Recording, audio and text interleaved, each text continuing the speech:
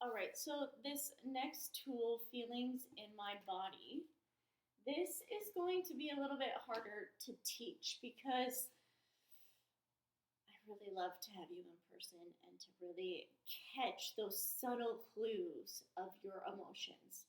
And so, if you can pay really close attention, which I understand is hard because our day to day lives are so busy, but there's lots of clues that our partners and kids give us to let us know how they're feeling.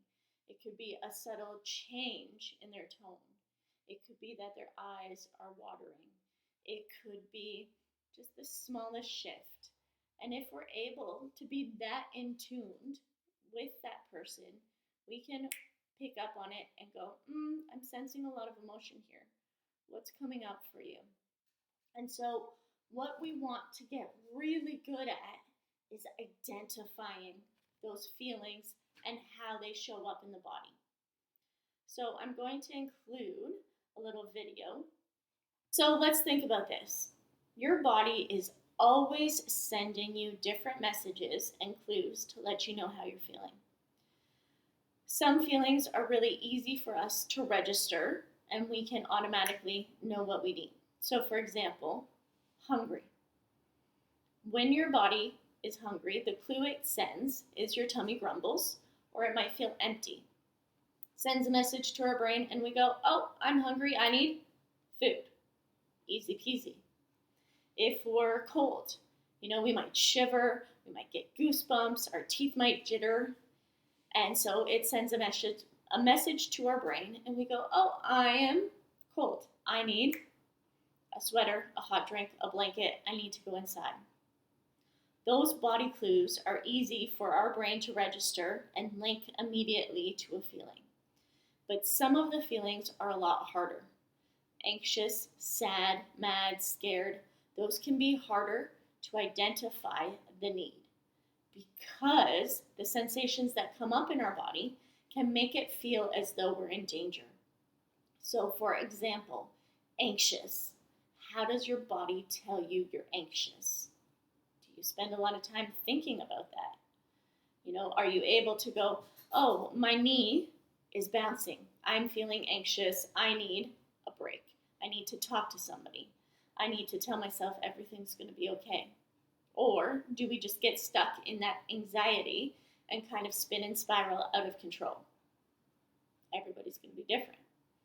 And as two is our body clues. So somebody might feel nauseous and their stomach might flutter. Other people get really fidgety. They might pick at their fingers.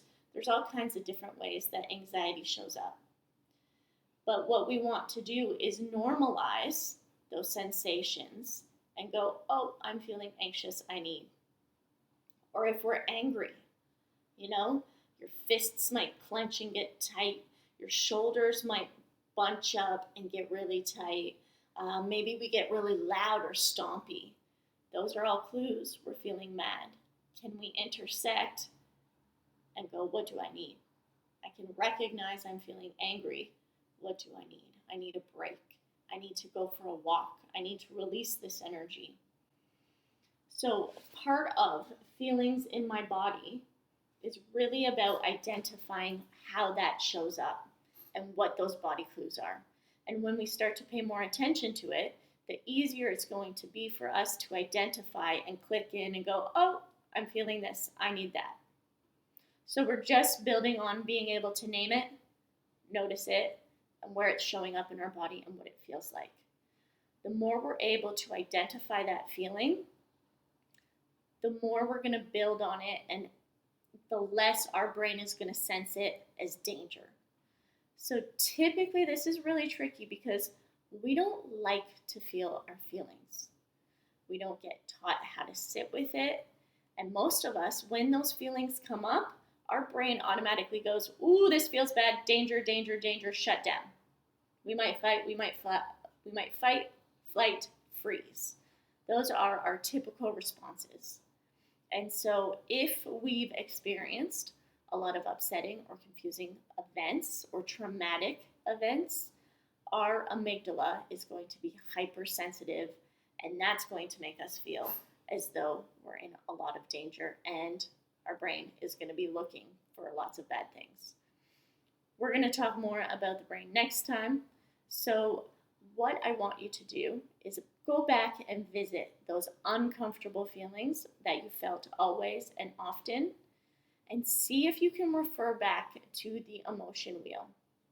You're going to draw a little gingerbread man, and I want you to identify the clues that each of those feelings give you. I'm going to include a few different templates that you can refer to, but you can make up your own if it's not included.